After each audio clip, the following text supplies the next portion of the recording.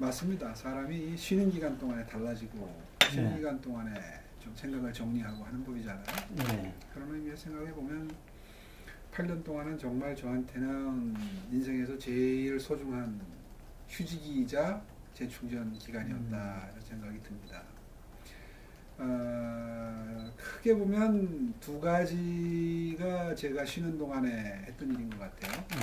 처음에 이제 한양대학교 행정대학원에 특임 교수로 들어가서 이제 이른바 행정학을 공부하는 학생들하고 뭐 토론하고 씨름하고 하면서 생각을 좀 정리할 기회가 있었고요.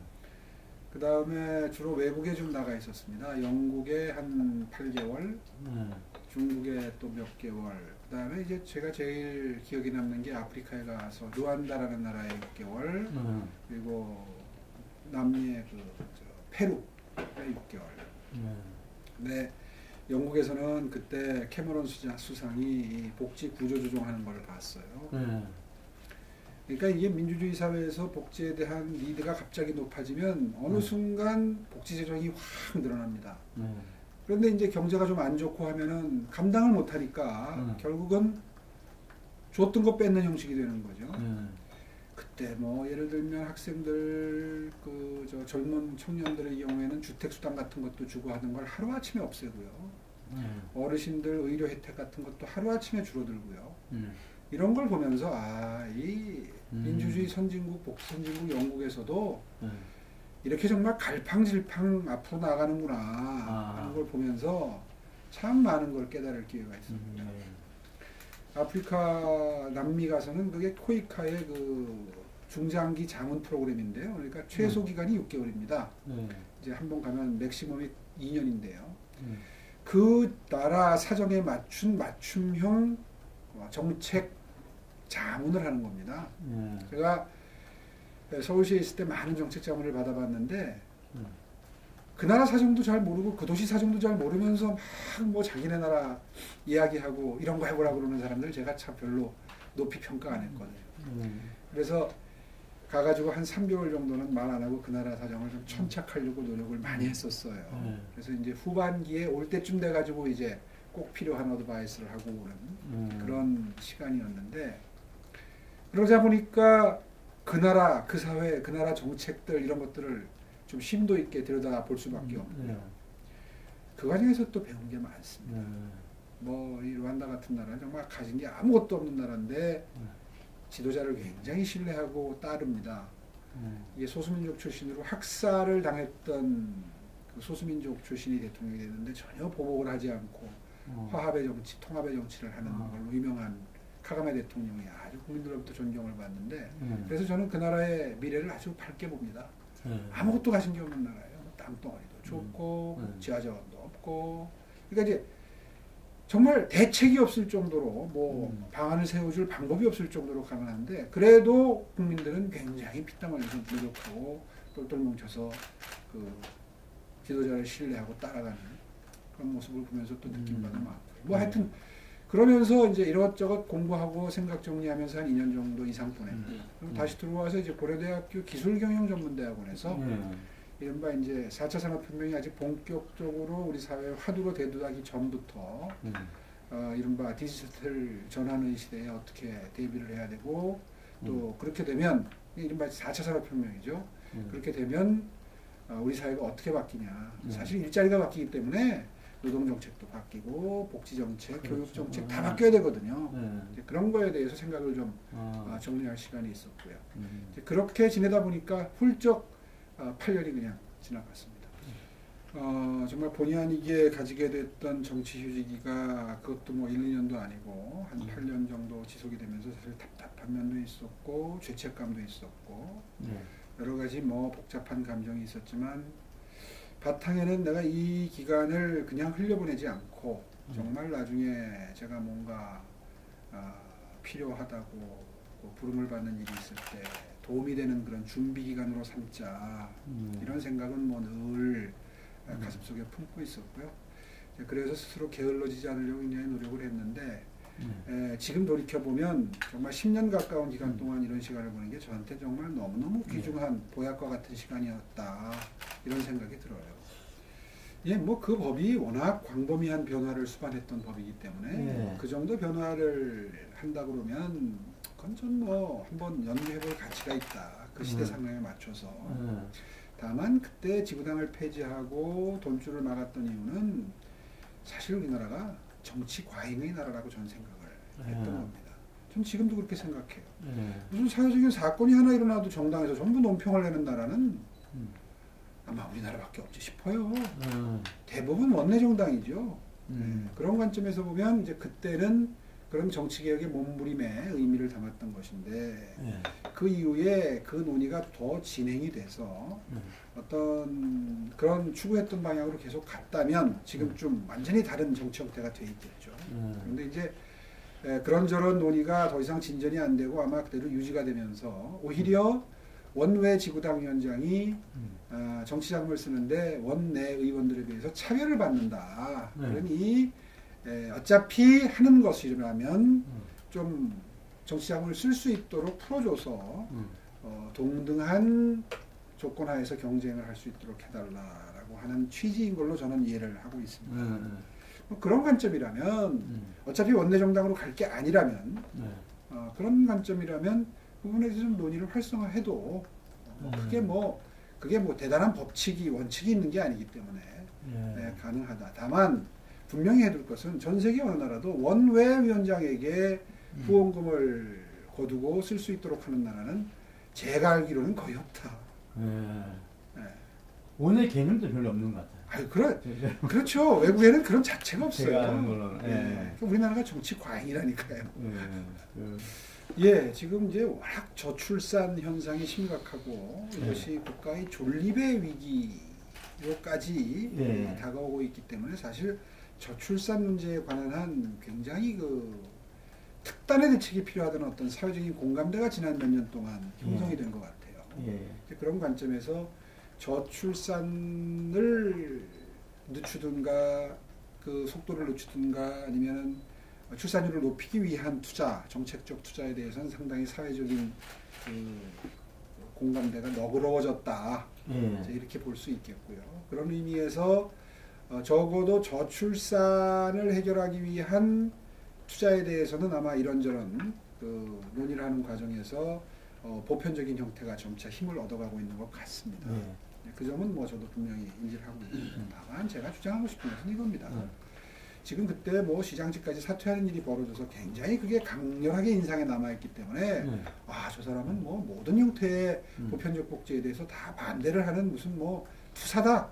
지금 이렇게 이미지가 남아있지만 사실은 결과적으로 그렇게 된 것이지 당시를 회고해보면 저의 주장은 이런 거였어요.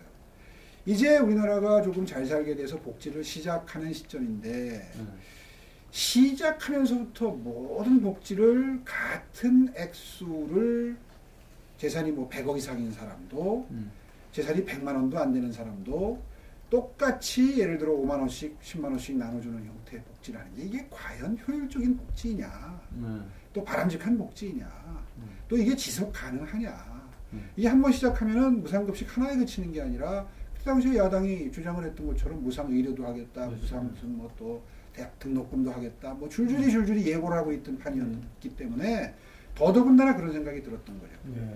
그래서 제가 서울시 의회와 그 협상을 하면서 처음에는 하위 30%만 줘도 되는 거 아니냐 시작할 때는 그리고 무슨 정책이든 조금씩 시간이 흐르면서 단계적으로 올리잖아요. 그래서 1년 뒤에 한 50%까지 올리고 3년 뒤에 한 70%까지 올린다든가 예를 들면 그렇게 해서 상위 30%만 빼고 그렇게 해서 좀 주자. 그리고 액수도 차등화하면 좋은데 급식이라는 특질이 있으니 그거는 내가 양보하겠다. 그런 주장이었던 거예요. 그게 무슨 뭐 조금이라도 무리한 주장입니까? 지금 봐도. 그런데 이제 이 양반들 목표가 있고 당론이 있고 뭐 또 정치 공세라는 게 있고 이 프레임 싸움이라는 게 있다 보니까 한마디로 말해서 안 된다. 당장 내년부터 뭐 전부 다 그냥 저 학생은 예외 없이 다 주자. 이런 입장이었던 거 아닙니까? 그러다 보니까 그거는 곤란하다.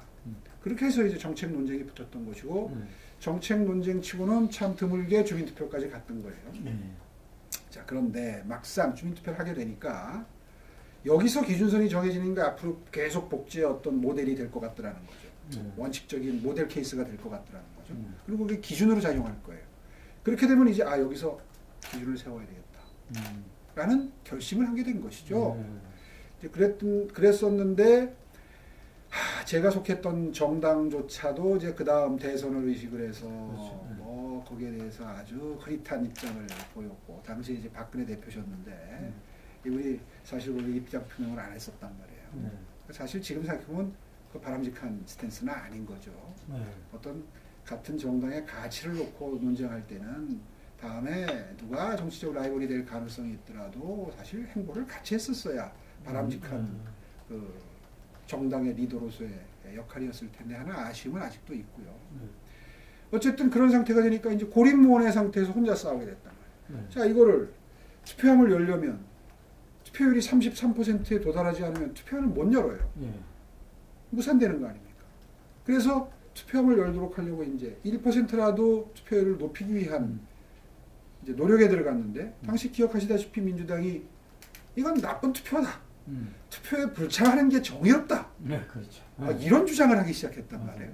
지금 생각해보면 본인들 스스로도 부끄러울 거예요. 아니 민주화 세력이라는 사람들이 민주주의를 최고의 가치를 삼는다고 하는 정당에서 아니 정책 논쟁이 붙어서 순차적으로 가자, 바로 시행하자, 하우상박으로 가자, 똑같이 가자 하는 이런 논쟁이 있는 상황에 상대방의 주장이 마음에 안 든다고 투표 불참을 했던 것은요 정말 역사에 기인함을 후회스러운 대목일 겁니다. 지금 그걸 다 잊어먹고 있는데 저는 그 점을 반드시 상기시켜 드리고 싶은 거예요. 어쨌든 그런 상황 속에서 이제 조금이라도 투표율을 높이려니까 좀 자극적인 주장이 필요했고 그래서 자꾸 뭐 대선에 나가려고 수 부리는 거다 이게 이런 비판을 해대길래 대선 안 나간다고 불출마 선언부터 하고 그리고 직을 걸게 된 거죠. 그게 이제 그 순차적으로 그렇게 조금씩 에스컬레이팅이 돼가면서 투쟁이 좀 더 이제 강도를 더해가다 보니까 나온 어떻게 보면 제 입장에서 이제 자충수가 돼버린 거죠. 그렇게 됐던 걸 다 기억들을 하실 텐데 그렇게 놓고 본다면 사실은 그때 그 주장이 그리 무리스러운 주장도 아니었고 지금 생각해도 아쉬운 것은 그때 그 투표함이 33.3%에 이르러서 투표율이 33.3%에 이르러서 개함이 됐다면 열렸다면 아마도 당시에 불리하니까 안 들어왔을 거 아니에요. 민주당이. 그러면 이쪽이 더 많았겠죠. 국민들은 분명히 그렇게 생각을 했으니까 그때 당시에 투표율이 25% 정도 됐을 거예요. 야, 그런 사안을 놓고 서울시민이 20%가 나와서 투표를 했으면 저쪽에서까지 투표했으면 50%가 넘어야 자기들이 이기는데 그런 투표가 50%가 넘겠습니까? 그러니까 이건 누가 봐도 저희가 그때 이겼던 선거다. 투표함을 열지 못했을 뿐이지. 그럼에도 불구하고 약속을 했기 때문에 사퇴를 했던 거죠. 사실 이 이른바 보수의 몰락은 한 2년 반 전에 있었던 20대 국회 공천부터 표면화되기 시작한 자유한국당의 오만한 행태로부터 비롯됐던 걸 다 기억할 겁니다. 그렇죠. 당시에 뭐 국민들은 그렇게 표줄 생각도 안 하는데 뭐 180석 운운하면서 너무 이기면 어떡하냐는 얘기를 공공연하게 참 정말 그거 누가 봐도 저렇게 오만한 생각을 할 수가 있는가. 지금 민주당의 대표가 뭐 20년 집권을 하겠다 이런 얘기하는 거하고 느낌이 비슷한 얘기거든요. 거기다가 이제 공천 때가 되니까 무슨 진박 감별을 한다, 그리고 뭐 옥새 나르세를 한다 이런 어지러운 행태를 보면서 국민들이 아이고 저 당이 정신을 못 차려도 되게 못 차리는 당이구나. 그때 그 회초리를 드신 거 아니에요? 그래서 이제 종로에서 출마하셨죠. 그때 저도 그 사회 분위기고 물론 선거에서 떨어진 건 본인 책임이 크지만 그런 당에 대한 국민들의 분노, 움직임의 어떤 그것 때문에 그때 몇 석이죠? 20대 국회가 지금 112석인가 그렇지 않습니까? 예. 그렇게 폭삭망하기 시작한 거 아니겠어요? 그 이후부터 이제 모든 그 자유한국당 전신 새누리당의 이제 말하자면 혼란스러움이 시작이 됐다고 봐야 되는 것이고요. 첫째는. 그 다음에 이제 그 다음에는 이른바 개파 싸움이 원인인 것이죠. 다 국민 모두 알고 계시지만 국민 여러분들이 어떤 정책 노선을 가지고 정당 내에서 뭐 필요 이상의 고성이 오가는 논쟁을 해도 그걸 누가 탓하겠습니까? 정치라는 게 원래 정책을 놓고 다투어가면서 정리해가는 과정이니까 그 정도야 국민 여러분들이 다 용인할 수 있는 수준인데 이게 지금 정책 노선을 가지고 하는 계파 투쟁이 아니잖아요. 예. 그러니까 국민들이 보기에 아유 저 정당은 미래가 없다 이렇게 보시기 시작했던 거고요. 그게 이제 탄핵 국면으로 이어지고 다 기억하시는 것처럼 그 이후에 이제 뭐 리더십의 위기가 오면서 여러 가지 홍준표 대표 체제를 거치면서 이제 오늘날까지 이렇게 평가가 온 것이죠. 뭐 간단하게 회고를 했습니다만은 모든 몰락의 시작은 한마디로 오만함에 있었다. 국민들은 하루하루 생업에 내몰려서 어려운 경제 형편 속에서 하루하루를 정말 고통 속에 지내고 있는데 정치하는 사람들은 그런 것은 안중이 없고 본인들의 어떤 결국은 본인들의 자리 다툼, 소위 이제 흔히들 밥그릇 다툼이라고 얘기하는 이른바 계파에 매몰이 돼서 사람이 뭐에 매몰이 되면 다른 게 안 보이는 것 같아요. 아니 국민을 위해서 민생을 위해서 일하라고 뽑아준 정치인 국회의원 자리에서 늘 계파에 매몰이 돼서 언행을 하는 것도 전부 계파에 매몰된 언행을 반복적으로 하고 이런 걸 보면서 국민 여러분들이 벌을 주시는 거죠. 그런 걸 지금이라도 깨닫는다면 이제는 좀 제발 제가 요즘에 다니면서 하는 얘기가 그런 얘기예요. 좀 계파로부터 자유로운 정당이 되지 않으면 지금 혹시 그 정권의 그 정치나 정책이 잘못돼서 민심이 지금 정권에서 이반을 하고 특히 요즘에 20대 젊은이들을 문 대통령에 대해서 많이 실망을 하고 그리고 이제 등을 돌리기 시작했다라는 여론조사들이 나오기 시작하는데 그렇게 된다 하더라도 그 지지가 우리 당으로 올 수는 없는 것이다. 그러니 당도 많이 올랐어요. 그런데. 아니 뭐 그거 올라가지고 무슨 선거를 하겠어요. 그동안 하도 낮았으니까 좀 오른 걸 가지고 지금 조금 좀 위안을 삼는 것이지. 그리고 그 정도 올라가지고 벌써 이렇게 좀 긴장이 풀어지면 그것도 참 도약입니다. 그렇죠. 예, 그런 의미에서 스스로 다짐을 해야죠. 더 이상 그런 오만한 마음은 정말 가져서는 안 돼요. 최근에는 뵌 적이 없고요. 제가 마지막으로 뵌 것은 그때 바른정당의 대통령 후보가 되시고 나서 선대위원장을 맡아달라 또 역시 마찬가지 제안이 있었습니다. 그래서 그때 그러면 자유한국당 후보하고 단일화는 어떻게 하실 거냐 여쭤보니까 단일화는 없다 이런 말씀을 하셔서 그때 이제 경선 과정에서는 남경필 지사와의 경선이었는데 남경필 지사는 절대 단일화하면 안 된다고 주장하는 입장이었고 유승민 후보는 당시에 단일화를 해야 된다는 입장이었어요. 그렇죠. 그러니까 바른정당 후보가 되면 자유한국당 후보하고 단일화를 한다고 주장을 해서 대선 후보가 되셨는데 제가 선대위원장 요청을 받으면서 그러면 그 부분은 약속을 그대로 지키시는 거죠 하니까 그때 좀이 아니라 완전히 입장이 달라진 거죠. 180도. 그래서 그때 그렇다면 저는 도와드리기가 어렵습니다. 이렇게 말씀드리고 그래도 저한테 여지를 주신다면 제가 홍준표 후보를 만나서 설득을 해보려 합니다. 그러니까 만나는 보십시오 해서 만났어요. 그랬더니 뭐 또 홍준표 후보 역시 저한테 그때 단일화를 거절하셨어요. 그래서 두 분 나로부터 선대위 참여를 제안받았는데 두 분께 모두 저는 두 분 다 도와드릴 수 없습니다. 단일화를 약속하시면 제가 기꺼이 뭐 일을 맡아서 돕겠습니다.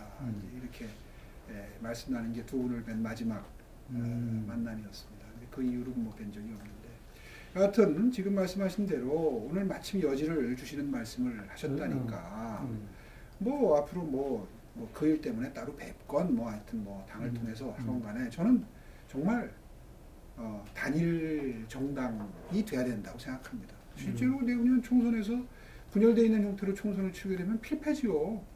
그런 의미에서 이게 뭐 개별 입당 형식이 됐건 뭐 당대당 무슨 뭐 어떤 뭐 협의에 의해서 어떤 뭐 형태를 갖추던 간에 유승민 후보로부터 유승민 의원으로부터 애국당까지 전부 아우르는 그런 형태의 보수 대통합이 반드시 이루어져야 된다. 거기에는 저는 인식을 같이 하고 있고요. 만약에 그런 움직임이 있다면 저는 뭐 여러 가지로 그런 움직임에 도움이 될 수 있도록 노력할 생각입니다. 이렇게. 힘들 겁니다. 예. 이렇게 특히나 이 큰 선거를 앞두고 단일화가 이루어진다는 것은 더더군다나 난망이죠. 네. 힘들다고 생각하고요. 다만 저는 그런 화두를 놓치면 안 된다고 생각합니다. 그러니까 전당대회 때도 하고 또 그다음에 기회 있을 때 하고 계속해서 이것만이 살 길이라는 거를 보수 진영 전체의 공감대로 만들어 놓고 계속해서 노력을 해야죠. 그러다 보면 명분도 쌓이고 움직임도 생겨서 무슨 수를 찾는 방법이 좀 나오지 않을까 하는 기대를 하고 있는 것이고요. 예, 그걸 어느 순간 놔버리면 그러면 총선은 필패다. 그리고 이게 총선 전에는 통합되지 않으면 죽는다. 그럼요. 그리고 총선에서 만약에 개헌 저지선을 확보를 만약에 못한다가 그런 아주 불행한 결과가 오면 그때는 정말 이 자유주의 진영, 보수 진영의 정말 재앙과도 같은 재헌에 육박하는 개헌 시도가 없으리라는 보장이 없지 않습니까? 예. 그런 것을 이른바 우파 진영에서는 정말 걱정하고 있는 거죠. 그럼 그 전에 대통합이 이루어진다면 전당대가 또 한 번 벌어질 수밖에 없겠네요. 통합 전당대. 그게 당대 당의 형식이 된다 그러면 그것까지도 포함해서 논의를 해야죠. 저는 솔직히 말해서 이번에 원내 특히 원내의 인적 쇄신은 최소화하는 방안이 현명하다고 생각합니다. 최소화. 네, 왜냐하면 내년 1년 동안 국회의원은 또 어떻게 할 거예요? 네. 아니 국회의원이 위력적인 게 그것 때문인데 한 분 한 분이 그런 점을 생각을 한다면 사실은 어떤 상징적인 최소화가 지혜로운 길이라고 생각을 하고요. 근데 가장 문제시 됐던 예를 들면 아까 말한 공천회 이런 분들은 사실상 정리가 된 거 아닙니까? 그렇죠. 그런 관점에서도 그렇고 그리고 국민 여러분들이 지금 대단히 사람을 정리해낸다고 해도 거기에 그렇게 감동을 할 것 같지는 않습니다. 아니 문제만 일으킬 것 같아요. 어차피 그분들을 국회의원직에서 사퇴시킬 수는 없는 거예요. 그렇죠. 그냥 지구당 위원장으로서의 당원 협의회장으로서의 지위를 박탈하는 정도인데 그게 지금 현역 의원들한테 무슨 그렇게 큰 위력적인 무슨 인적 무슨 청산에 해당이 되겠어요? 그런 의미에서 최소화하는 것이 바람직하다고 저는 생각을 하고요. 그리고 나서 이제 다음 선거 전에 국민적인 어떤 평가를 받아서 제대로 된 인적 청산을 하는 수순으로 가는 것이 당의 운영이나 여러 가지 당의 가치를 지켜나가고 또 이른바 불필요한 평지풍파를 최소화한다는 관점에서 보면 그것이 더 필요하다고 저는 생각을 합니다. 그건 맞는 말씀이시죠. 정말 사람을 보면서 저런 정도 사람이라면 그러면 저 사람의 생각은 이럴 것이고 그런 생각이라면 우리가 좀 한번 믿고 또 기대를 해볼 만하다. 이런 판단이 될 수 있는데요. 문제는 뭐냐면 그럴 정도의 인적 자원이 그렇게 풍부히 확보가 돼 있느냐. 또 지금의 자유한국당의 형편에서 그런 분들을 모셔올 수 있을 정도의 사회 분위기가 되느냐. 그분들이 선거 때도 아닌데 지금 우리 당에 쉽게 발을 들여놔 주시겠느냐. 서로 있다 하더라도 이런 것들도 사실 현실적인 한계이고 벽이거든요. 그래서 인적 쇄신은 내보내는 것만큼 그거 이상으로 좋은 분들을 모셔오는 작업이 오히려 주가 돼야 되는 것이고 그러자면 선거 직전에 할 수밖에 없다. 다음을 제안할 수밖에 없겠네요. 저는 황교안 총리를 비롯해서 국민적인 지지가 높은 이런 인사분들은 정말 이번 기회에 자유한국당의 전당대회에 동참을 해주시면 아마 자유한국당의 지지율을 끌어올리는 데도 크게 도움이 될 것 같고 무엇보다도 전당대회라는 게 그런 기능을 하는 거 아니겠어요? 이렇게 세간의 주목을 좀 받고 이 당이 어떤 생각을 하는 사람들이 모여서 이 경쟁과 화합의 어떤 그런 프로세스를 통해서 새로운 비전을 설정해 나가느냐를 국민 여러분들이 지켜보는 기회거든요. 그런 기회를 좀 더 좀 축제처럼 벌일 수 있는 그런 판이 됐으면 좋겠다. 그런 의미에서는 정말 한 총리 정도는 좀 들어가줘야 된다. 함께하면 정말 좋죠. 소주도 성장도 참 과속을 하는 바람에 완전히 역효과와 부작용만 양산하는 그래서 일자리 참사를 버려놓는 이런 결과에 이르렀지만 그나마 좀 벌충할 수 있는 게 혁신성장입니다. 네. 이거는 정말 어떤 이데올로기나 이 정치적인 어떤 원칙이 좀 달라도 네. 아니 기업과 기술이 일자리를 창출한다는 건 인류 역사 이래 진리인데 네. 특히 기술에 관한 한 무슨 이데올로기가 있을 수 있겠어요. 그런데 거기에 이제 이데올로기가 개입되기 시작하는 게 이른바 대기업 편중이다라는 프레임입니다. 거기에 스스로 올가맨 거예요. 발목을. 그러니까 4차 산업혁명을 하려면 아무래도 대기업들의 투자가 필요한 영역들이 많은데 무슨 규제 완화만 하려면 그거 대기업 도와주는 거 아니야. 그리고 쌍심질 키고 반대를 하니 혁신성장의 희의자도 시작을 못하는 거죠. 그런 모습을 지켜보면서 참 그 혁신성장을 경제성장의 정말 중요한 하나의 축으로 설정을 한 문재인 대통령께서 그걸 풀어야 될 거 아니에요. 그 묶여있는 것을. 그러면 지금 말씀하신 대로 집권 여당의 주류 의원들 불러가지고 우리가 정말 국민 잘 살게 하려고 집권했지 우리 고집 피우려고 집권한 거 아니지 않느냐. 규제는 좀 과감하게 풀어주자. 이게 무슨 대기업이 먹고 살고 뭐하고 그런 문제가 아니다. 누가 먹고 살던 간에 사회주의를 하든 등소평도 무슨 쥐를 잘 잡는 고양이는 흰 고양이든 검은 고양이든 상관없다. 그렇게 얘기를 하지 않았습니까? 아니 일자리 창출하는데 대기업이 창출하면 어떻고 중소기업이 창출하면 어때요? 일자리 창출하면 되는 것이지. 또 국민 부자 만드는데 대기업이 만들면 어떻고 중소기업이 만들면 어때요? 다른 규제로 대기업이 독식하는 걸 막으면 되는 것이고 그렇지. 그런데 아니 산업의 이 출발선에서부터 규제로 묶어놓고 발목을 묶어놓고 준비를 못하게 하는 이런 규제들이 지금 수십 수백 가지가 있는데 집권 후에 지금 이제 중반기에 접어드는데 이제 한 달 뒤면 이제 중반기에 접어든다는 얘기 나오지 않겠습니까? 아니 무슨 규제 샌드박스를 한다고 해도 이게 도대체 진전도 없고 규제 프리존법을 한다고 해도 그것도 반대고 이런 걸 모두 다 묶어놓고 전혀 준비가 없다. 또 4차 산업혁명을 하려면요 교육개혁도 해야 돼요. 예. 아니 인재상이 바뀌는데 옛날에는 말 잘 듣고 잘 외우고 성실하게 말하자면 제조업 중심의 나라에서 그런 인재상이 필요했다면 산업적으로 말하자면 산업 역군의 모델이 그런 인재였다면 이제는 모든 사람들이 말하잖아요. 문제 해결형 인재, 협업형 인재, 창의적 인재 이런 사람들은 지금의 교육 시스템으로는 만들어낼 수가 없다. 뭘 바꿔야 된다. 교육 시스템도 바꾸고 교육 콘텐츠도 바꿔야 하는데 여기에 대해서도 무풍지대입니다. 전임 교육부 장관도 마찬가지고 두 번째 교육부 장관도 마찬가지고 내가 확인을 해보니까 4차 산업혁명위원회에 교육부 장관이 들어가 있질 않아요. 아니 그러면서 무슨 혁신성장을 준비를 해요. 4차 산업혁명은 일자리 혁명이기 때문에 노동법제도 바뀌어야 됩니다. 지금 이 민주노총이 이렇게 상원처럼 군림하고 어떤 사람들은 상원이 아니라 대통령 위에 있다 이러는데 이런 상태에서는 4차 산업혁명 준비 못합니다. 그러니까 노동법제도 바꿔야 되고 교육제도도 바꿔야 되고 그리고 복지 시스템도 그날을 위해서는 많은 사전 준비가 필요합니다. 그것도 하나 손을 보는 게 없고 국가적인 예산은 전부 일자리 만든다는 그러니까 말하자면 공공일자리죠. 거기에 그냥 천문학적인 돈이 투자가 되고 있고 이런 모습을 보면서 정말 이대로 놔둬서는 안 되겠다는 생각이 드는 거죠. 미래비전 특위에서 좀 거기에 대해서 많은 대안들을 좀 제시하셔야 되겠네요. 이제 그 일을 하려고 만든 위원회죠. 하나하나 뜯어보면 이 정부는 정말 미래를 향해 가고 있는 게 아니라 역주행하는 정부라고밖에 볼 수가 없습니다. 그래요?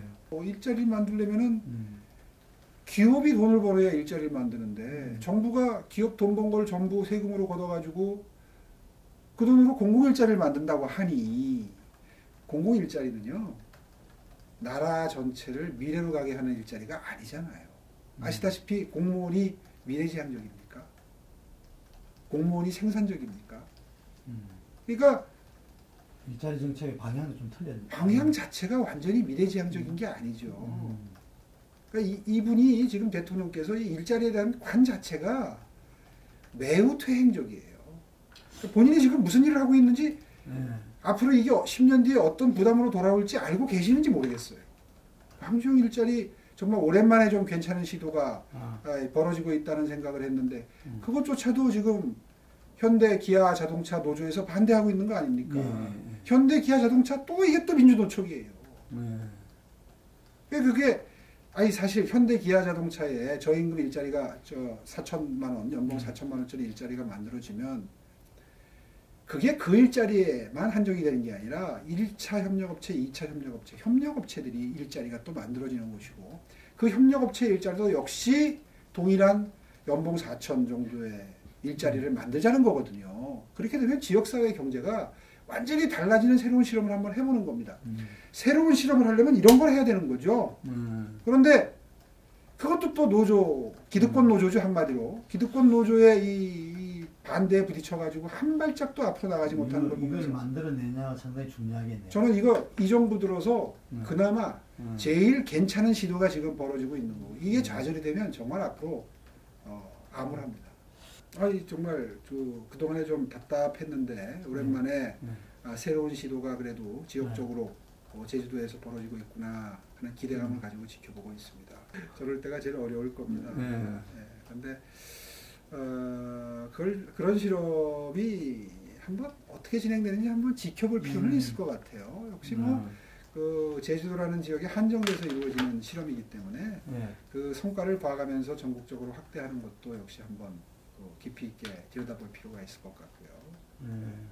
저는 아주 굉장히 흥미롭게 지금 지켜보고 있습니다. 저는 지난번에 경제 투톱 바꿀 때 이미 그 부분에 대해서는 포기했습니다.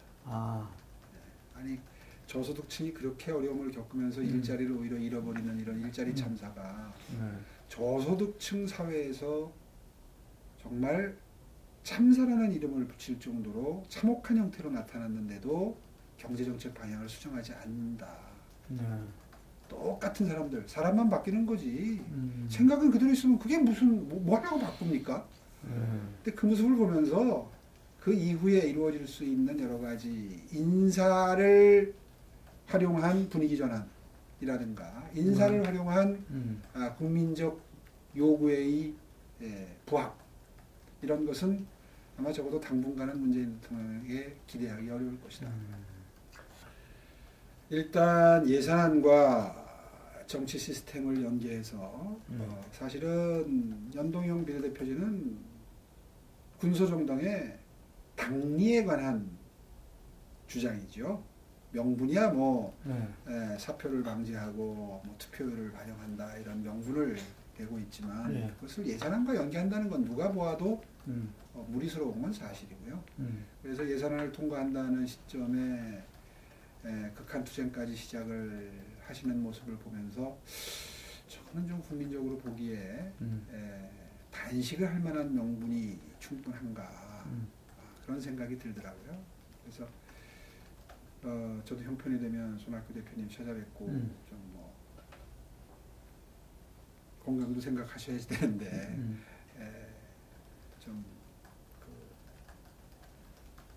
지금 이 단식을 하시는 게 좀 장기화돼서는 맞지 않을 것 같다 이런 말씀을 좀 드리고 싶은데요. 어쨌거나 그 취지는 이해를 합니다. 군소정당의 입장에서는 연동형 비례대표제가 사실은 생존 통로죠. 또 상반된 입장에 있는 다수당 입장에서는 저쪽에 플러스가 되는 만큼 이쪽에 마이너스가 되는 선택인데 그거를 그렇게 쉽게 그걸 채택해 줄 리는 만무한 거죠. 그런 현실적인 어떤 선거공학적인 측면이 첫째 있고요. 두 번째는 사실은 연동형 비례대표제는 내각 책임제와 궁합이 맞는 제도입니다. 그런 이야기만 하더라고요. 그게 독일에서만 거의 유일하게 시행되는 제도이지 않습니까? 실제로 내각 책임제를 채택하고 있는 영국이나 일본에도 없는 제도입니다. 그것을 독일에서 하고 있다고 해서 아무리 독일이 우리의 정치 모델로서 훌륭한 측면이 많다고 해도 시스템적으로 그 나라 고유의 환경이라는 게 있는 거거든요. 사실 히틀러한테 불에 댄 듯이 놀란 독일 국민들이 절대 어느 한 지도자에게 권력을 몰아주지 않겠다고 하는 마음, 그런 어떤 사회적인 공감대가 있었기 때문에 생긴 게 이제 독일의 내각 책임 제도고 그 의원 내각 책임 제도 하에서 버리는 표의 비율을 최소화하려는 방법을 찾다 보니까 이제 연동형 비례대표제가 나오게 된 거고 이런 역사적인 연형이 있는 제도이기 때문에 과연 지금 개헌이 안 된 상태에서 권력 구조가 바뀌지 않은 상태에서 이 대통령제와 궁합이 잘 맞지 않는 이런 그 연동형 비례대표제를 이번에 꼭 관철시키겠다. 그리고 이걸 예산안에까지 연동을 시킨 것은 다소 좀 무리스럽다. 그러니까 그게 딜레마입니다. 아니 국민 여러분들이 아니 한 뭐 몇십 명 늘려도 좋다 예를 들어서 뭐 그런 입장을 보여주신다면 연동형 비례대표제에 대한 논의가 그래도 좀 탄력을 받을 수 있을 터인데 늘리는 건 안 되고 기존에 그러면 지역구를 줄이라는 결론에 이르게 되는데 그렇죠. 아니 안 줄이면 실제로 될 수가 없죠. 될 수가 없죠. 그게 이제 현실 정치인들 손에 그게 칼자루가 맡겨져 있으니 더더군다나 협의가 난망인 것이죠. 실제로 그걸 염두에 두고 입당한 것까지는 사실이죠. 아직 최종 결심을 하지 못한 것 역시 사실이고요. 지금 일단 이제 의원회관을 돌면서 한 40분 뵀나요? 40분 정도 뵀는데. 야, 하루 사이에 10분 더 뵌 거. 예, 그렇게 이제 뭐 하루 종일 지금 돌면서 인사를 드리고 있는데 생각들도 다르시고요. 오늘 다 말씀을 못 드렸지만 정말 가슴에 응어리가 진 분들도 계시고요. 그런 분들을 보면서 이 통합 작업이 생각보다 정말 어려운 작업이 되겠구나. 이게 보통 잘하지 않으면 이거 내가 하겠다고 나서지 못하겠다. 쉽게 나설 수 있는 자리가 아니다. 이런 생각이 사실 시간이 갈수록 더 짙어집니다. 그래서 제가 질문을 받을 때마다 아직 결심을 할 수 있는 상황이 아닙니다라고 답변을 드리고 있는 거고요. 그거에 대한 자기 확신이 없이는 서로 나설 수 있다 하더라도 나서지 말아야 될 자리라고 생각을 합니다. 그래서 지금 깊은 고민에 빠져 있다. 이렇게 말씀드릴 수밖에 없습니다. 연말까지는 좀 결정하시면 안 됩니까? 연말이 될지 뭐 더 넘어갈지 그건 잘 모르겠고요. 하여튼 뭔가 좀 시스템이 가닥이 잡혀가면 그것과 그 속도를 맞추어서 좀 생각을 그래도 빨리 정리를 해야죠. 지금 뭐 제가 말씀드린 것처럼 제일 중요한 것은 통합 작업입니다.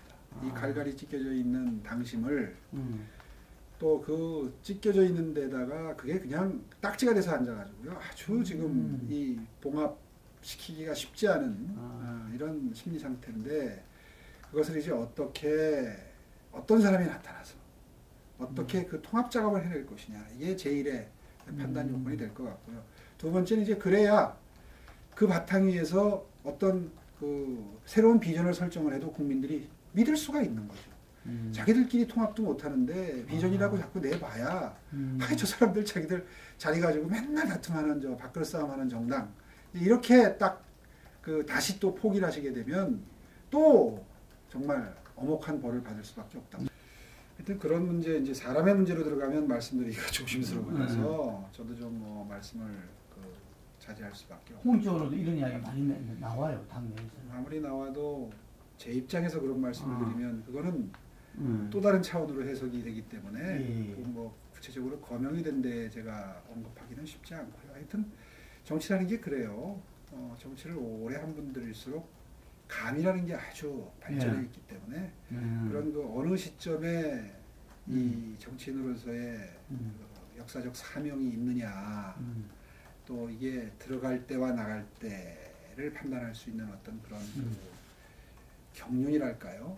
이제 이런 게 있는 것인데 그런 것에 대해서 저희들이 기대를 하고 지켜볼 수밖에 없는 거죠. 어차피 본인들의 선택의 문제고 또 그분들도 다 생각이 있으셔서 한보 정치적인 행보를 하시는 건데 그런 걸 뭐 주변에서 자꾸 이야기를 하면 오히려 본인들이 행보하시는데 썩 바람직하지는 않다고 봅니다. 참 그 부분에 대해서는 가슴 아프게 생각하고 제 책임도 크기 때문에 말씀드리기가 참 불편한데요. 하여튼 지금 현 박원순 시장의 시정에 대해서 높은 점수를 주기는 어렵습니다. 어떤 행정 단위든 간에 정책의 연속성이라는 게 매우 중요한데 이분은 그 중요성을 전혀 모르시는 분이에요. 들어오셔서 별로 그렇게 깊이 연구할 시간적인 여유도 안 가지고 처음부터 다 뒤집어 엎고 시작을 하셨잖아요. 다 취소하고 무효하고 정지시키고 예산을 깎고.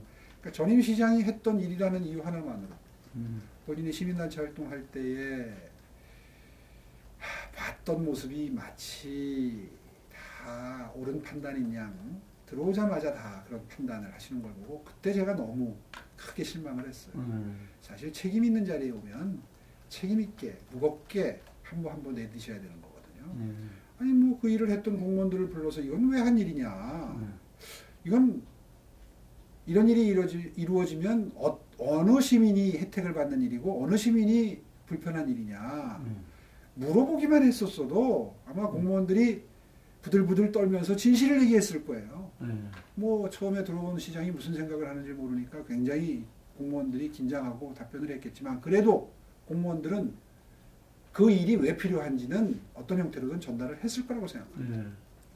근데 뭐 들으려고도 하지 않고 다 취소했다가 2, 3년 지나서 다 시작하는 이런 세상에 상식적으로는 도저히 있을 수가 없는 그러면 그동안에 늦어져서 피해를 본 시민들한테 사과를 해야 될 거 아니에요.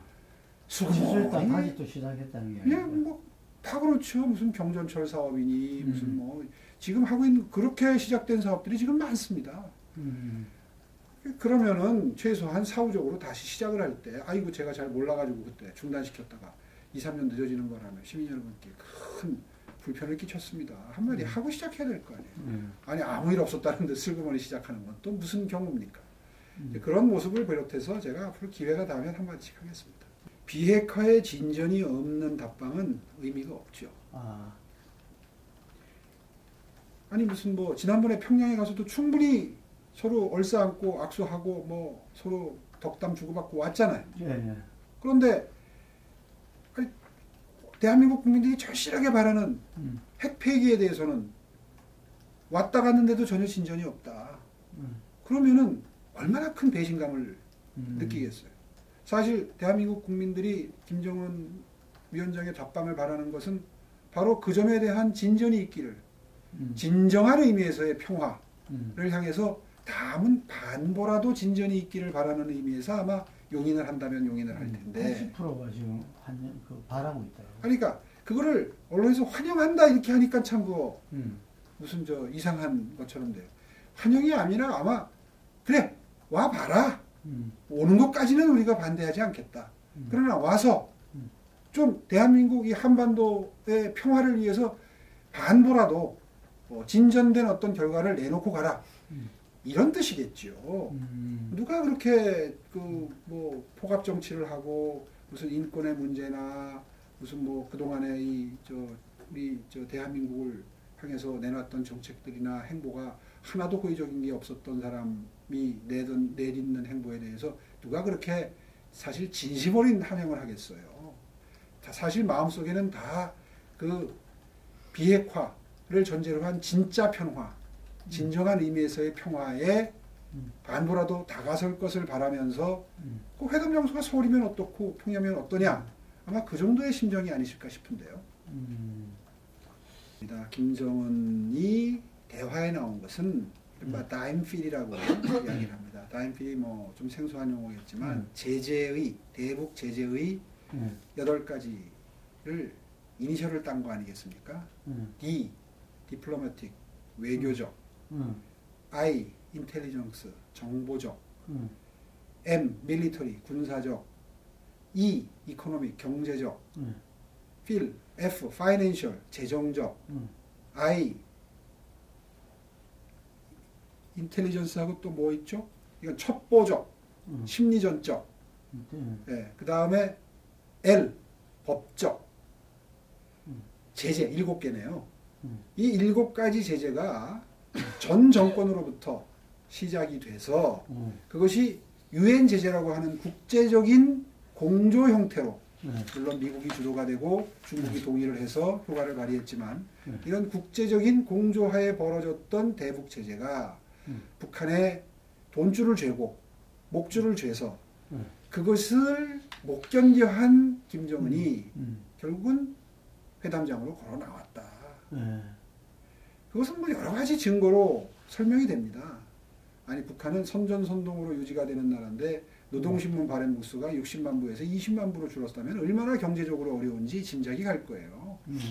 아니 수출 석탄 수출 같은 거를 해가지고 먹고 사는 경제를 그래도 좀 돌리던 나라에서 중국의 석탄이 마음 놓고 수출이 안 되니 단위마다 각자 격자도생하도록 함으로써 사실 먹고 사는 게 힘들어져서 장마당 경제도 피폐하고 궁정 경제는 완전히 무너지고 이런 상황에서 북한의 경제가 견디질 못해서 회담장에 나왔는데 아니 제재를 먼저 풀어주면 북한이 비핵화를 위해서 걸음을 내딛는다는 보장이 어디에서 생겨날 수 있습니까? 그런 의미에서 이번에 문 대통령께서 유럽을 순방하면서 메이 총리나 마크롱 총리에게 제재 완화를 먼저 해주자라고 얘기한 건 저는 정말 이건 잘못돼도 크게 잘못됐다고 생각합니다. 지금까지 북한을 대화의장으로 끌어낸 것은 그나마 한국 정부와 미국 정부의 2인 삼각 노력이 빛을 발한 것인데 그 2인 삼각이 지금 자꾸 삐그덕거리고 있거든요. 그러니까 문재인 정부 혼자서 무슨 뭐 운전자론이니 해가지고 앞서 나가려고 하니까 자꾸 비틀비틀 2인 삼각 경기는 보조가 안 맞으면 쓰러지는 겁니다.